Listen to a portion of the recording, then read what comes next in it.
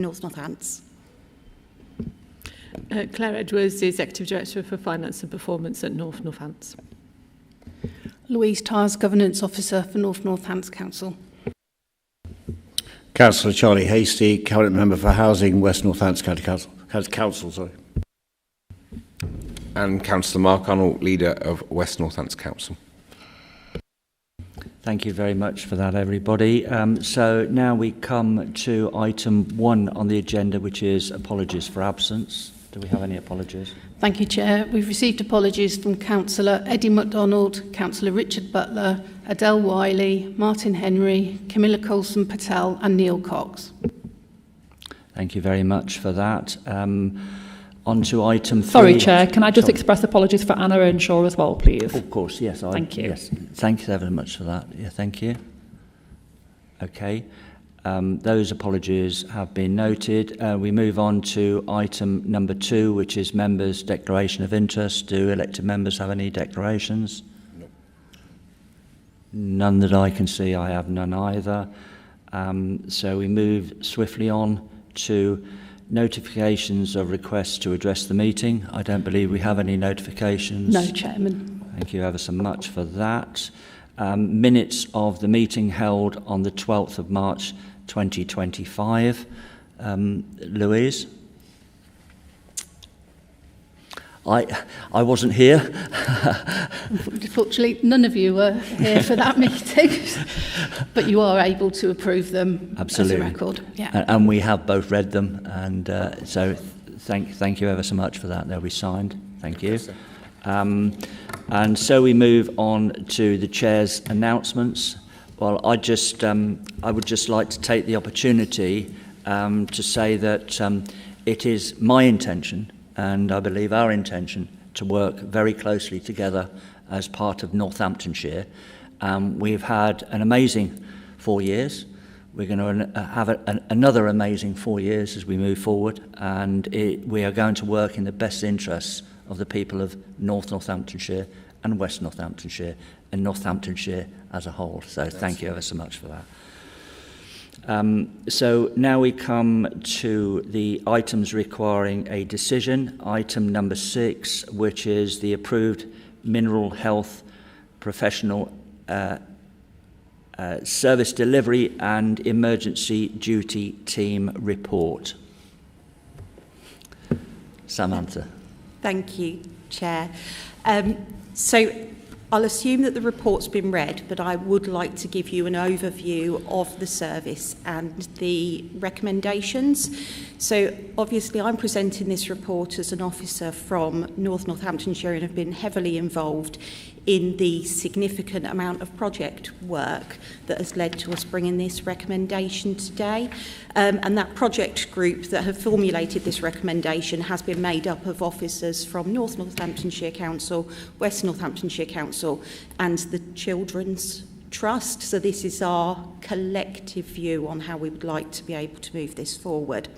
So first of all, I thought I'd start with what are the functions of our emergency duty service and why is that so important? So currently we have a joint children's and adults emergency duty team which is responsible for the out-of-hours response to the people across Northamptonshire, both adults and children's. They're responsible for statutory responsibilities around safeguarding for both adults and children, and there is also an element of that pertains to approved mental health professionals.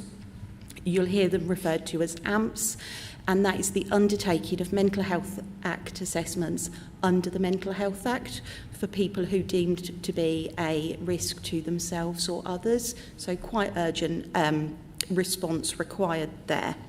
So the recommendations are to have one adult emergency duty team led by North Northants. The current arrangements for the daytime approved mental health practitioner service is that is a hosted service led by North Northamptonshire currently and operates from 9 a.m. in the morning until 9 a.m. in the evening. The proposal sets out to create a 24/7 North-led approved mental health professional response And that would also incorporate that adults element of any other statutory safeguarding that we needed to do out of hours. In addition to that, there's an enhanced element of triage, so call care triage and how that gets through. That element will be managed by West Northants, who will link into the North element, just to make sure that we're routing those referrals out of hours appropriately to the right place. I think it's really important to go over some of the context as to why we feel this needs to change. So the current model of the emergency duty team being hosted within the children's services has been a very long-standing agreement that dates prior to the inception of the Children's Trust. But increasingly, when we've looked and monitored our assurance around how we're keeping people safe, we don't feel that that service is longer fit for purpose. We know that we see rising demand, and it's really difficult for that team to balance the conflicting priorities between the needs of vulnerable children and the needs of vulnerable adults and those Mental Health Act assessments. I think another significant contributory factor is that when we look at the recruitment of approved mental health professionals, this has been really challenging, and even more challenging to recruit them into a shared service where only part of their role relates to approved mental health practitioner. Now, we know that that shortfall in AMPs is a national problem, but we think that our solution and the way that we set it out will enable us to mitigate some of that. So the current plan to deliver the service would be looking at, so within the current EDT, there are approved mental health practitioners that work within that current service that wouldn't be required in a children's only service. And the recommendation sets out to 2P those individuals into the new service from an adults only perspective. We would then also seek to recruit new AMPs on Pacific AMP contracts with so that they can undertake that dedicated, distinct role in which they've taken a significant amount of training for. And we would also seek to continue our commitment to train new AMPs. So in order to be an AMP, you need to be a registered social worker, an occupational therapist or a psychologist, and then you undertake a further 2-year training course in order you to be able to be an AMP. And we currently take the lead on training individuals from North Northants, West Northants, but also from AMHP as our community mental health provider. So we would seek to continue to do that to make sure that we deliver a sustainable service. So if the recommendations are approved, we would seek to take the EDT functions into North Northants from the 1st of September, and we've been very clear as a project group, we will only do that when we feel it is safe to transition that service over. There are some budgetary implications, so there is an increased budget cost of £163,000 a year approximately, and that would be shared proportionately between North and West dependent on the utilisation of the service, and we would need to build that into the MTFP for 26-27. Some of the anticipated benefits of the recommendation as set out was we would then have a dedicated adults only out of hours and approved mental health practitioner service, and the Children's Trust would have a purely children's focused response.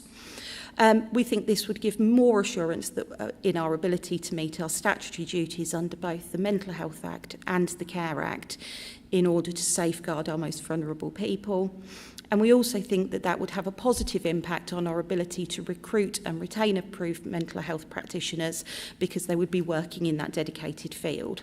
And the last positive piece that I'd like to draw out is we also think it will increase our ability to work in partnership, particularly with our health providers. They currently have a mental health response out of hours by the way of an integrated response hub, and us having a similar footprint I think will really pave the way to some closer working relationships which will get better outcomes for people.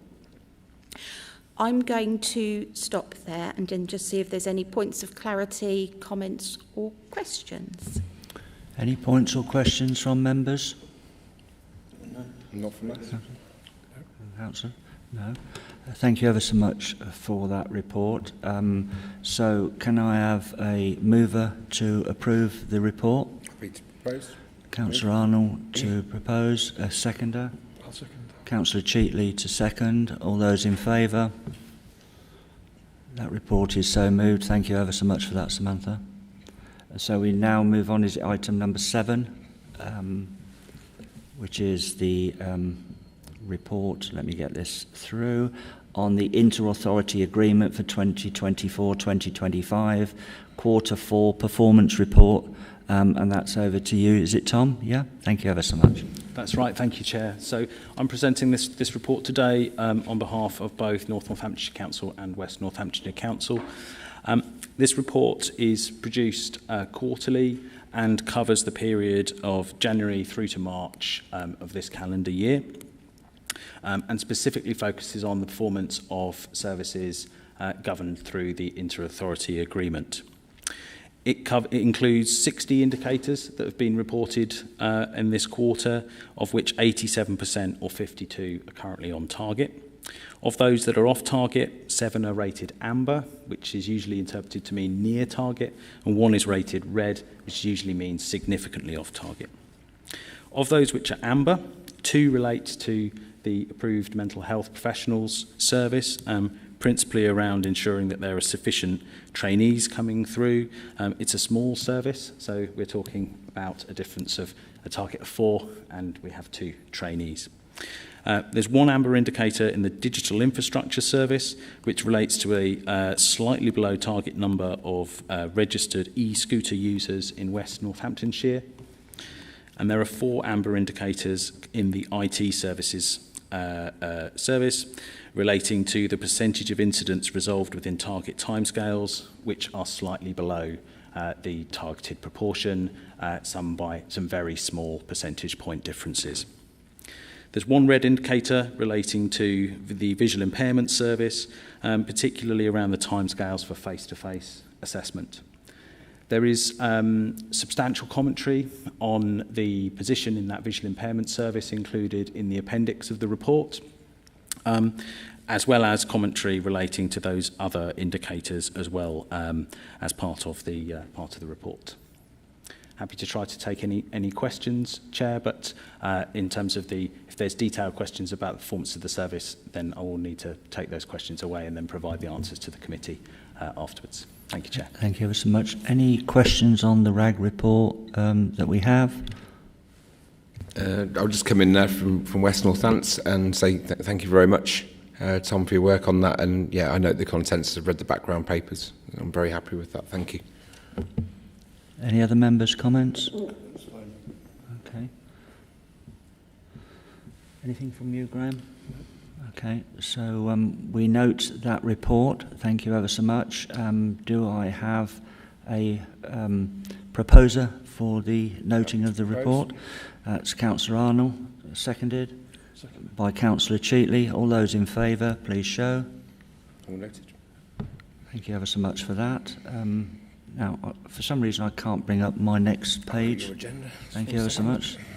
This has been playing up. You are looking at urgent items. Okay, we have no urgent items, I do believe.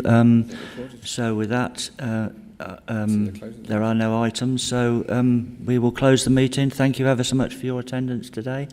Look